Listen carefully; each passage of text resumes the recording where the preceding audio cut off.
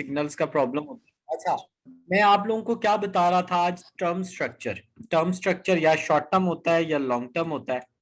यानी long term से मुराद है कि इंटरेस्ट रेट का वो स्ट्रक्चर जो 1 ईयर से ज्यादा है, और इसी तरह अरुण साहब अगर लेस देन 1 ईयर है तो यानी इंटरेस्ट का जो वो स्ट्रक्चर से मुराद ग्राफ, यानी ग्राफ जो हम बनाते हैं वो ग्राफ जो 1 ईयर से कम डिपिक्ट कर रहा है उसको हम शॉर्ट टर्म कहते हैं।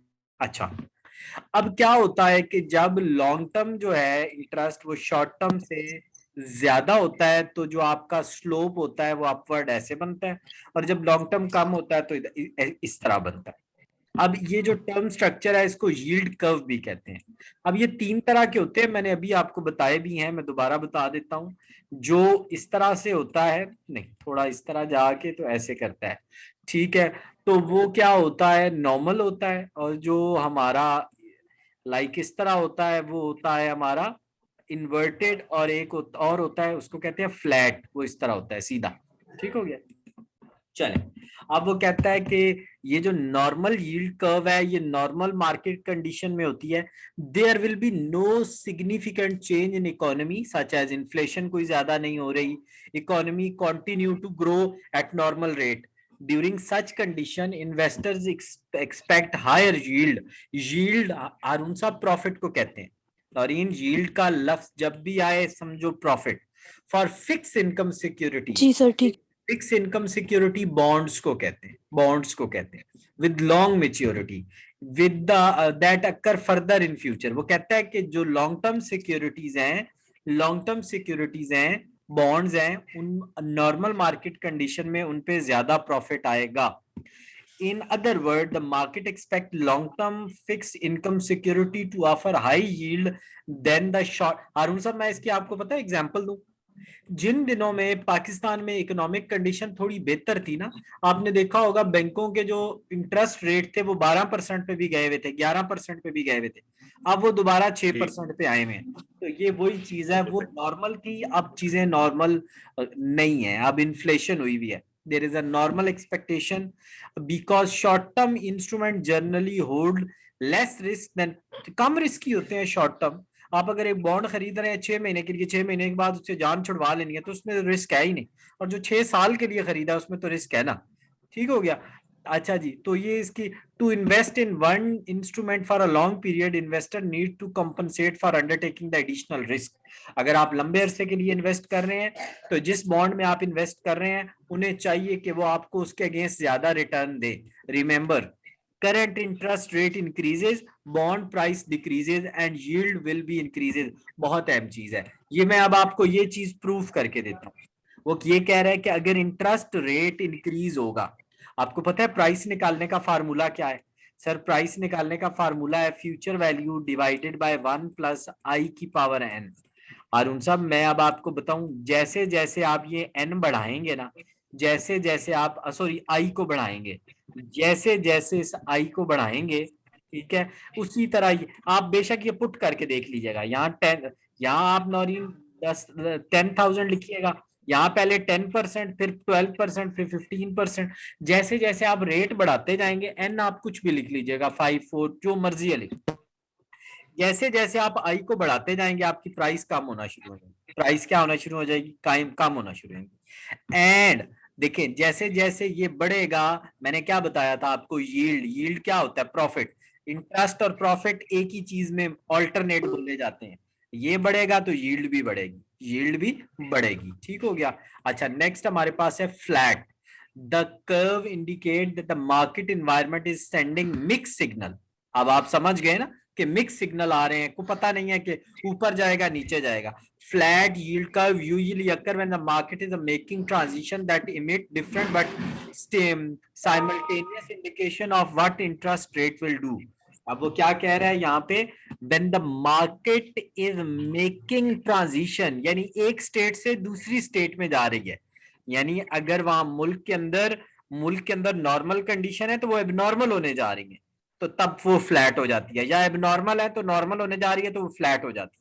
In the other word, there may be some signal that the short-term interest rate will rise and other signal that the long-term interest rate fall। ठीक है, यानी एक सिग्नल क्या आ रहा है कि शॉर्ट टर्म बढ़ेंगे, लॉन्ग टर्म कम होंगे, the condition create a curve that is a flat run. ठीक है, in the rare instances long term interest rate decline, वो कह रहा है बहुत कम होता है कि लॉन्ग लॉन्ग टर्म हमेशा, और उन सब जो बंदा 20 साल के लिए पैसे फिक्स करवाता है उसे इंटरेस्ट रेट बड़ा नहीं मिलता। जी जी। और जो कॉमर्स के लिए तो ये कम, बहुत कम होता है कि जो लॉन्ग टर्म है वो कम हो जाए और जो शॉर्ट टर्म है वो बढ़ जाए, ऐसे नहीं होता, ये बहुत कम होता है। इन्वर्टेड क्या होती है? इन्वर्ट, वो कहता है these yield curves are rare, normally चीजें नॉर्मल ही रहती हैं, नॉर्मल ना हो तो तबाही मच जाए दुनिया में। And they form during extraordinary market conditions when expectation of investor are completely inverse, demonstrated by the normal yield curve. Normal yield curve के यानी आप देखें ना, जब ये वाली नहीं होती तो ये वाली हो जाती है इन्वर्टेड। क्या मेन काम होगा, ये देखें इसमें क्या होगा, करंट इंटरेस्ट रेट इसमें राइज होगा तो उसमें क्या हो जाएगा, डिक्रीज हो जाएगा। प्राइस इसमें डिक्रीज हो रही है उसमें इंक्रीज हो जाएगी। ये मेन दोनों दोनों यानी ऑपोजिट है एक दूसरे के। ये देखें लिखा हुआ है interest rate decrease, bond price आपकी इंक्रीज हो जाएगी, यील्ड डिक्लाइन हो जाएगी। अब ये चीजें वो हैं जो आपके पेपर में वो बार बार, ये लाइन उसने आपसे कम से कम को 8 से 10 दफा पूछनी है, बार बार वो आपसे ये लाइन पूछेगा। ठीक हो गया जी। रियल और नॉमिनल इंटरेस्ट रेट्स क्या होते हैं? ठीक है, रियल इंटरेस्ट रेट ये होता है कि जो एक्चुअली आपको, the nominal rate is the amount in the term of money of interest payable, यानी नॉमी, जो आपको अमाउंट की सूरत में, रुपीज की सूरत में जो आपको इंटरेस्ट मिलेगा वो आपका नॉमिनल इंटरेस्ट है, वो आपका नॉमिनल इंटरेस्ट है। जैसे वो कह रहा है कि 100 रुपए आपने डिपॉजिट करवाया बैंक में, बैंक ने 10 रुपए दिए आपको 10 रुपीज का, तो ये जो 10% होगा ये नॉमिनल रेट होगा, ये क्या होएगा, नॉमिनल रेट होगा। अब वो कहता है रियल रेट क्या है? Real rate mean the purchase, जब आप इसकी प्रेजेंट वैल्यू, इस 10 रुपीज की प्रेजेंट वैल्यू निकालेंगे, प्रेजेंट वैल्यू निकालेंगे। देखिए आपने कहा मैंने 100 जमा करवाया, 110 मिला, मुझे 10% इंटरेस्ट मिल गया, ये क्या है नौरीन, नॉमिनल। अब आप कहते हैं कि ये जो मुझे 10 रुपए मिले हैं, ये अगर मैं इसकी प्रेजेंट वैल्यू निकालूं, कि प्रेजेंट वैल्यू निकालूं, प्रेजेंट वैल्यू बताती है आपकी परचेजिंग पावर को, प्रेजेंट वैल्यू आपकी परचेजिंग पावर को बताती है कि जो आपके 10 रुपए साल बाद मिलने हैं, वो आपको पता है साल बाद जो आज 10 रुपए हमारी जेब में, उसकी परचेजिंग पावर उस 10 रुपए की वही रहेगी, कभी भी नहीं।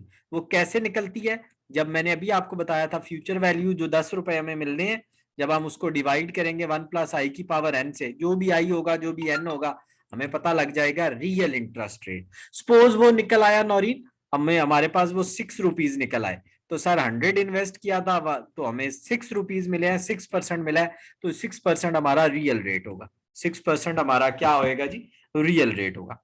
अच्छा जी, इफ, अच्छा जी, if inflation in the economy has 10% in the year, then that 110 in the account at the end of the year by, अच्छा वही कह रहा है, if inflation in the economy has been increase 10%, then 110 is the account at the end of the year, you buy the same 100। वो कहता है 10 रुपए अगर इन्फ्लेशन हो जाती है, 10 रुपए आपको इंटरेस्ट मिलना है, तो वो 10 का 10 बराबर हो गया, फिर क्या रह गया? ये देखें यहाँ पे हमें वो बता रहा है कि आफ्टर रियलाइज्ड रियल, वो रियल इंटरेस्ट कैसे निकाल रहा है? वो कह रहा है जी आई एन हमारा क्या है, जो इंटरेस्ट रेट हमें, जो इन्फ्लेशन है, जो हमारा actual inflation rate over the year, वो हमारे पास पी हो गया। आई एन किसको बोल रहा है? आई एन है नॉमिनल इंटरेस्ट रेट। अगर आपके पेपर में शॉर्ट क्वेश्चन पूछे कि जो आपका आई आर है रियल इंटरेस्ट, वो बताएं, तो आप कैसे निकालेंगे? नॉमिनल में से जब आप क्या निकाल देंगे, जो इन्फ्लेशन हुई होगी, पी इन्फ्लेशन को डिपिक्ट कर रहा है, projected inflation, projected inflation, estimated inflation, उसको जब माइनस करेंगे तो आपका रियल आ जाएगा। मार्केट इंटरेस्ट रेट क्या होता है? This is the market, this there is a market for the investment which actually include money market. Money market क्या होती है? जिसमें 1 साल से कम की सिक्योरिटीज डील हो रही होती हैं, और बॉन्ड मार्केट होती है जो लंबी सिक्योरिटीज, बड़ी सिक्योरिटीज 1 साल से जिनकी उम्र बड़ी होती है वो ट्रेड हो रही होती हैं। स्टॉक मार्केट आप जानते हैं, शेयर्स वगैरह, और करेंसी मार्केट जहाँ पे यूरो बॉन्ड्स आपस में, यूरोज और जितनी भी करेंसीज हैं वो डॉलर डील हो रहे होते हैं। वो कहता है एक होता है risk free cost of capital, ये जो वो रेट होता है जो हमें टी गवर्नमेंट के बॉन्ड्स पे मिलता है, ये नीचे उसने लिखा है, इन्हीं को मैं इनको वन बाय वन आपको बता देता हूँ। Risk free rate of capital, ये सारे रेट ऑफ इंटरेस्ट हैं। Risk free cost of capital का मतलब है RF, risk free rate, risk free rate. ठीक है, ये क्या होता है, जब आप गवर्नमेंट को लोन करते हैं, गवर्नमेंट के बॉन्ड्स खरीदते हैं जिनको टी बिल्स बोलते हैं, उस पे जो रेट मिलता है उसको कहते हैं रिस्क फ्री रेट। इन्फ्लेशन की जो एक्सपेक्टेशंस होती है ना, हर साल आपको पता होता है कि इस साल हमारी परचेजिंग पावर कम हो जाएगी और हमारी इन्फ्लेशन होगी, तो आप क्या करते हैं कि अपने जो रियल रेट होता है उसमें इन्फ्लेशन को ऐड करके अपना नॉमिनल रेट निकाल लेते हैं, नॉमिनल रेट निकाल लेते हैं। तो ये इस फॉर्मूला को लाजमी याद रखिएगा। अच्छा, नेक्स्ट हमारे पास है रिस्क। अरुण साहब, रिस्क क्या होता है? और रिस्क होता है अनसर्टेनिटी किसी भी चीज की, चाहे ऊपर जाने की चाहे नीचे जाने की, नीचे या ऊपर जाने की जो भी अनसर्टेनिटी होती है उसको रिस्क कहते हैं। जब भी आप ये रेट निकाल रहे होते हैं तो उसके अंदर रिस्क को जरूर इनकॉर्पोरेट करते हैं। If an investment is 50% likely to go bankrupt, यानी आप पैसे इन्वेस्ट कर रहे हो, पता है 50% चांस है कि ये तो पैसे रुड़ जाने हैं, खत्म हो जाने हैं, जाया हो जाने हैं, the risk neutral lender will require their return to double. वो कहता है कि अगर एक बंदा जिसको पता है कि मैंने इन्वेस्ट करने और मेरे पैसे जाया हो जाने हैं, अगर आम बंदा 100 मांग रहा है ना, तो जो रिस्क न्यूट्रल बंदा होगा वो कहेगा देखें, मैं आप 100 आप दे रहे हैं, मैं 200 लूंगा तब आपसे क्या करूंगा, और risk averse would require more than 200। ठीक है, जो जो रिस्क न्यूट्रल होगा वो थोड़ा मांगेगा रिटर्न, जो रिस्क के वर्स होता है वो जो रिस्क से भागता है, ठीक है, would require more than 200 and risk loving will less than 200। ठीक हो गया जी। अब दो तरह के मेन लोग होते हैं वैसे मार्केट के अंदर, एक रिस्क के वर्स होते हैं, रिस्क लवर होते हैं। जो रिस्क लवर होते हैं ना वो कम रिटर्न पे भी राजी हो जाते हैं, लेकिन जो रिस्क वर्स होते हैं वो नहीं राजी होते। अब रिस्क प्रीमियम क्या होता है? जब आप मार्केट रिस्क में से रिस्क फ्री रेट को माइनस करते हैं तो रिस्क प्रीमियम निकल आता है। ठीक हो गया। रिस्क प्रीमियम क्या होता है? रिस्क फ्री कौन सा रेट होता है नौरीन? जो गवर्नमेंट के बॉन्ड्स पे होता है, गवर्नमेंट के बॉन्ड्स पे होता है। और आर एम क्या होता है? Market risk. गवर्नमेंट के बॉन्ड वाला रिस्क को मार्केट रिस्क में से माइनस करेंगे तो रिस्क प्रीमियम निकल आएगा। Most investor prefer their money to be in cash than in less fungible fungible investment. Cash and on hand can be spent immediately. Some investment require liquidity preference. Liquidity होती क्या है? कितनी जल्दी आप किसी चीज को कैश में कन्वर्ट कर लेंगे। जैसे आपके पास आप पैसे थे, आपने डॉलर ले लिए, मिंट में कन्वर्ट हो जाएंगे, बॉन्ड ले लिए, मिंट में कन्वर्ट हो जाएंगे। लेकिन अगर आप उसी की लैंड ले लें तो क्या वो कन्वर्ट होंगे? नहीं कन्वर्ट होंगे। तो बाज लोग चाहते हैं कि चीजें हमारी या तो कैश में रहें या इमीडिएटली कैश में कन्वर्ट हो जाए, तो उनकी ये जो प्रेफरेंस होती है उसको हम कहते हैं लिक्विडिटी प्रेफरेंस। ठीक हो गया जी। कॉमन स्टॉक वैल्यूएशन बहुत आसान सा टॉपिक है, इतना आसान है कि आपको मैं बता नहीं सकता। उसकी रीजन ये है कि